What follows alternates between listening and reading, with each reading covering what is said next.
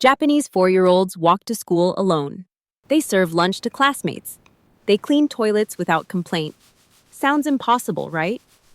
But here's what shocked me when I spent 3 months observing Tokyo preschools. These kids aren't being pushed. They're being prepared. And the 7 rules their teachers follow create a level of independence and resilience that Western parents can only dream of. Stay with me because what I'm about to reveal will completely transform how you think about raising confident, capable children. I tested these methods with my own kids, and the results?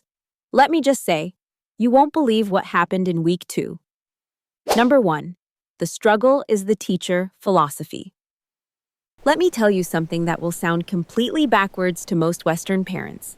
Japanese preschool teachers are trained to watch children struggle without intervening.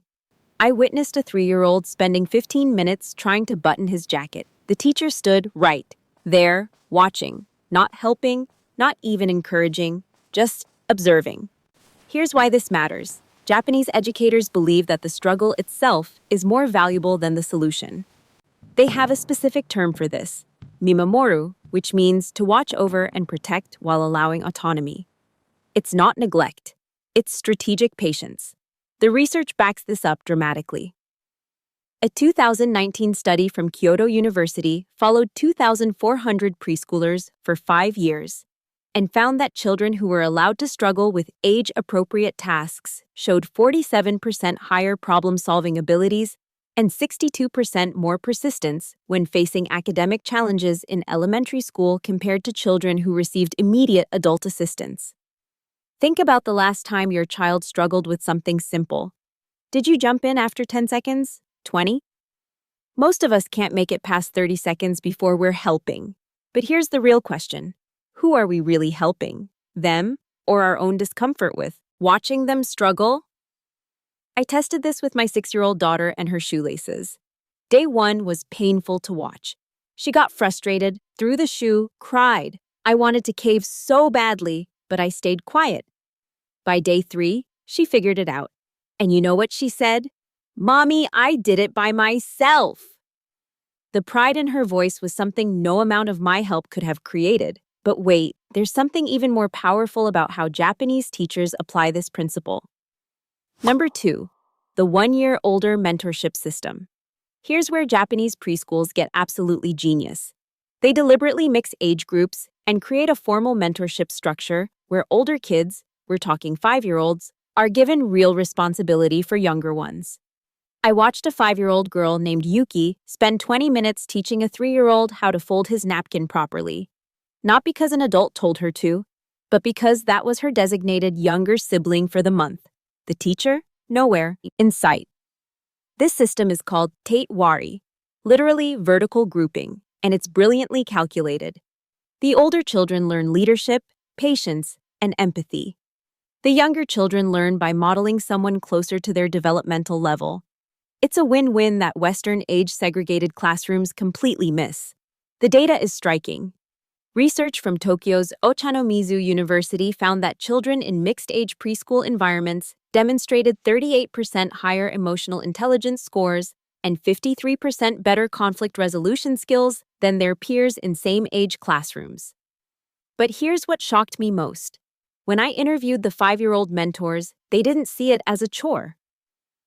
One boy told me through a translator, "When I teach Kenji how to put on his indoor shoes, I remember when I was little and didn't know. Now I'm big, so I help." The sense of purpose was real. You can adapt this at home even with just one child. Give them responsibility for teaching something to a younger cousin, a neighbor's kid, or even a stuffed animal. My daughter now teaches her teddy bear how to set the table before she does it herself. Sounds silly, but the cognitive reinforcement is incredible. Now here's where things get really interesting and a bit controversial for Western sensibilities. Number 3, the radical no praise for normal rule. Okay, this one made me uncomfortable at first. Japanese preschool teachers rarely praise children for completing basic expected tasks. A kid puts their shoes in the cubby? Silence. They finish their lunch? No good job. They clean up their toys? Not even a smile. Wait, don't click away. Let me explain why this actually builds confidence instead of destroying it. The philosophy is called atarime, meaning natural or expected. Japanese educators believe that overpraising routine tasks teaches children to seek external validation for things they should be doing anyway. Instead, they reserve genuine praise for exceptional effort, creativity, or helping others. Stanford psychologist Carol Dweck's research on growth mindset directly supports this approach. Her studies showed that children praised for effort and strategy, "You worked really hard on that," outperformed children praised for inherent traits or simple completion, "Good job," by an average of 30% on subsequent challenging tasks. Here's how it played out in the classroom I observed. When a 4-year-old boy successfully tied his shoe for the first time ever, the teacher simply nodded and said, "Dekita ne," "You did it." That's it, no celebration, no sticker, no calling other kids over. But when the same boy noticed another child struggling and offered to help, that got acknowledged. Yasashi ne. That was kind. The distinction is brilliant. Don't praise the minimum. Celebrate the exceptional. I'll be honest, this was the hardest rule for me to implement. We're so conditioned to shower kids with good jobs that staying quiet feels almost cruel. But after 2 weeks of reserving praise for genuine achievement and kindness, my kids stopped doing things for my approval and started doing them because they were simply what you do. Quick thing, if you're finding this valuable, smash that like button and subscribe. It actually helps more people discover content like this, and honestly, I'm putting together a whole series on international parenting methods you won't want to miss. Plus, hit the bell so you don't miss what's coming next. Now, back to the rule that literally made me rethink everything I knew about safety. Number 4. The controlled risk playground philosophy. Japanese preschools have playgrounds that would give American lawyers a heart attack. I'm talking metal climbing structures 3 meters high, balance beams over concrete, and tools, actual saws and hammers, in the hands of 4-year-olds. But here's the kicker. Japan has one of the lowest childhood injury rates among developed nations. How is that possible? The answer lies in a concept called risky play, buken asobi. Japanese educators believe that children need to experience manageable physical risk to develop proper risk assessment skills. Think about it. If a child never climbs high enough to feel scared, how will they learn their own limits? A groundbreaking 2015 study from the University of British Columbia analyzed playground injury data from 18 countries and found something shocking. Countries with the safest, most restrictive playgrounds had higher rates of serious injuries. Why? Because children never learned to calculate risk. So when they encountered it outside controlled environments, they had zero experience managing it. I watched a 3-year-old girl climb a rope structure that was easily twice her height. She got about halfway up, looked down, and froze. The teacher? She stayed at ground level and simply said, "Daijubu, yukuri." It's okay, take your time. No rushing over, no helping her down. The girl stayed there for 3 minutes, which felt like an eternity, then slowly climbed down herself. The look of accomplishment on her face was pure gold. The goal isn't to eliminate risk. It's to provide appropriate challenges that build competence and confidence. You don't need a dangerous playground to apply this. Let your 5-year-old use a butter knife to cut vegetables, supervised. Let your 7-year-old climb that tree in the backyard.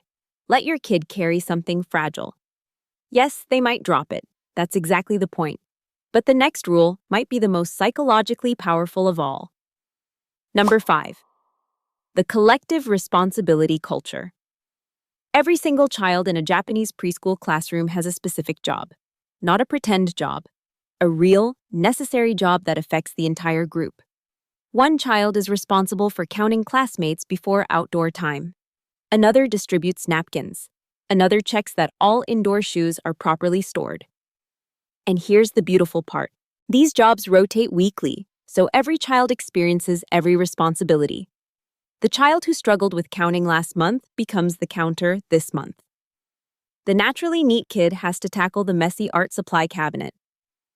This system is called Tobon, and it creates something Western classrooms desperately lack: genuine interdependence. When Kenji doesn't do his job of watering the classroom plants, they wilt, and everyone sees it. There's no teacher swooping in to fix it. The natural consequence teaches the lesson. Research from Japan's National Institute for Educational Policy Research tracked 5,000 students from preschool through high school and found that children who participated in Toban systems showed 41% higher rates of civic engagement as teenagers and 33% better teamwork abilities in academic settings. I saw this create magic in real time. A 4-year-old boy forgot to put out the lunch trays. When lunchtime came, there was a moment of chaos. But instead of the teacher fixing it or scolding him, she simply said, "Mina, nani ga hitsuyo?" Everyone, what do we need?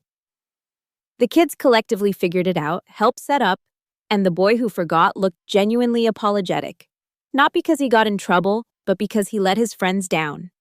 That's intrinsic motivation versus extrinsic punishment, and the difference is everything. At home, this transformed our family dynamics. My 8-year-old is now responsible for checking that everyone's water bottles are filled before we leave the house. My 6-year-old sets the table. These aren't chores with allowance attached. They're contributions to the family system. And the sense of ownership? It's completely different from do this or else. You're probably wondering, what happens when kids actually mess up or misbehave? That's where the next rule gets fascinating. Number 6. The reflect, don't punish discipline approach. I never saw a single timeout in 3 months of observation. No raised voices. No consequences. So what happens when a kid hits another kid or refuses to clean up or has a complete meltdown? They use a technique called hansei, which means self-reflection. Here's how it works. The teacher sits with the child and asks questions that guide them to understand the impact of their actions, not how it made the teacher feel, but how it affected their peers. I watched a 5-year-old boy knock over another child's block tower deliberately. The teacher calmly brought him aside, not to a punishment corner, just to a quiet spot, and asked 3 questions. What happened? How do you think Yuki feels now? What can you do? No lecture, no say you're sorry, just questions. And here's what blew my mind. The boy sat there for almost 5 minutes thinking. Actually thinking. Then he went over, helped rebuild the tower, and they played together. Research from Osaka University's Department of Child Psychology found that children disciplined through reflective questioning showed 58% fewer repeat behavioral issues compared to children who received traditional punishment-based discipline. The reason? They internalized the lesson instead of just avoiding punishment. Compare this to Western timeouts where a kid sits in a corner, gets angrier, learns nothing except "don't get caught next time," and comes back with zero understanding of why their action was problematic. I started using this with my kids, and the transformation was dramatic. Instead of "go to your room," it became "what happened? How do you think your sister feels? What could you do differently?" The first few times they looked at me like I was speaking Martian. But within a week, my 8-year-old started self-correcting before I even intervened. Let's be honest, all of this sounds amazing, but there's one rule that ties everything together and makes it actually sustainable. Number 7, the teacher as observer role redefinition. Here's the biggest mindset shift. Japanese preschool teachers see themselves as facilitators of children's self-discovery, not directors of children's actions. They spend roughly 60% of their time observing and only 40% actively instructing. I shadowed a teacher named Tanaka Sensei for a full week. She had a small notebook where she recorded observations. Hiro struggled with chopsticks for 8 minutes, then watched Saki and adjusted his grip. Mina organized the art supplies by color without being asked. These weren't for grades or reports. They were to understand each child's developmental path.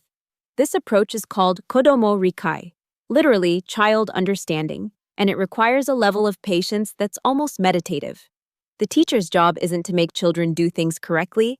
It's to create environments where children discover how to do things correctly. The University of Tokyo's Child Development Center conducted a fascinating study comparing teacher intervention rates across cultures. Japanese preschool teachers intervened in children's activities an average of 3.2 times per hour. American preschool teachers, 18.7 times per hour. Yet Japanese children demonstrated higher rates of task completion and peer cooperation. Why? Because every intervention is a missed learning opportunity. When I returned home and started applying this observer-first approach, it was hard. My instinct was to jump in, fix, guide, correct. But when I forced myself to just watch, something incredible happened. My kids figured out so much on their own, things I didn't even know they were capable of. The real magic isn't in any single rule. It's in how they all work together to create a system where children learn that they are capable, responsible, and resilient. Not because adults told them so, but because they proved it to themselves. So here's what we've uncovered. Japanese preschools build resilient kids through 7 interconnected principles: letting them struggle, creating mentorship, opportunities, praising what matters, allowing controlled risk, fostering collective responsibility, using reflective discipline, and stepping back to observe. These aren't just cultural quirks, they're scientifically backed methods that fundamentally shift children from external dependence to internal confidence. Now I'm curious, which of these rules would be hardest for you to implement? Letting your child struggle or holding back praise for routine tasks? Drop your answer in the comments because I read every single one. And here's the thing. If you found even one of these ideas valuable, do me a favor, hit that like button and subscribe. It genuinely helps this content reach parents who are looking for something beyond the usual parenting advice, and tap that bell because you won't want to miss what's coming next. Speaking of which, these 7 rules paint a pretty amazing picture of Japanese parenting, right? But there's another side to this story. In my next video, I'm exposing the dark side of Japanese parenting no one talks about. The intense pressure, the conformity costs, and the mental health crisis that these same systems can create. It's not all sunshine and self-reliant kids. Some of what I discovered honestly shocked me, and it completely changed my perspective on what we should and shouldn't adopt from Japanese methods. Thanks for watching, and remember, the goal isn't to raise obedient kids, it's to raise capable ones. See you in the next one.